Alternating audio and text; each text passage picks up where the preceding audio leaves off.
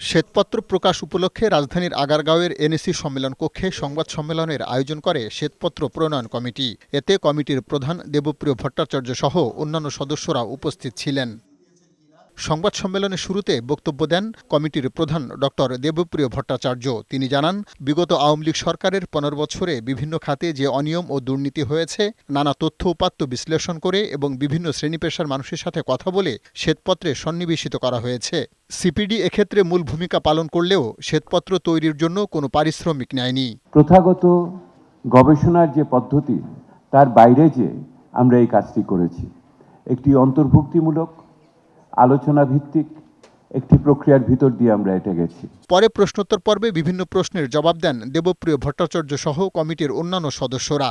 এক প্রশ্নের জবাবে দেবপ্রিয় ভট্টাচার্য জানান, সমাজের নানা শ্রেণী পেশার মানুষের সাথে কথা বলে পাওয়া ধারণায় দেখা গেছে দেশের অধিকাংশ মানুষ আমলাদের পাশাপাশি রাজনীতিবিদ ও ব্যবসায়ীকে দুর্নীতিবাজ হিসেবে বেশি চিহ্নিত করেছে।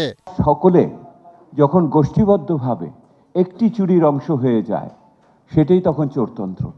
এবং সেই চোরতন্ত্রের ভিতরে আপনি দেখবেন যে একটি রাজনৈতিক গোষ্ঠী, একটি আমলা গোষ্ঠী, এবং আমলা যখন বলি আমরা, তখন উর্দি পড়া এবং উর্দি ছাড়া দুটোর কথাই বলছি, এবং এর সাথে আপনার রাজনীতিবিদ, আপনার ব্যবসায়ী এবং আমলা, এই তিন সহযোগ সৃষ্টি করা হলো আর কি। দেবপ্রিয় ভট্টাচার্য জানান, আওয়ামী লীগ সরকারের আমলে যে পরিমাণ উন্নয়নের কথা ছিল, প্রকল্প বিশ্লেষণ করে দেখা গেছে সেই পরিমাণ উন্নয়ন হয়নি।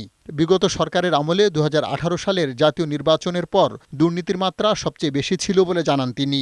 ২০১৮ নির্বাচনের পরে নির্বাচন কত হলো? ২০২৪-এ শেষ।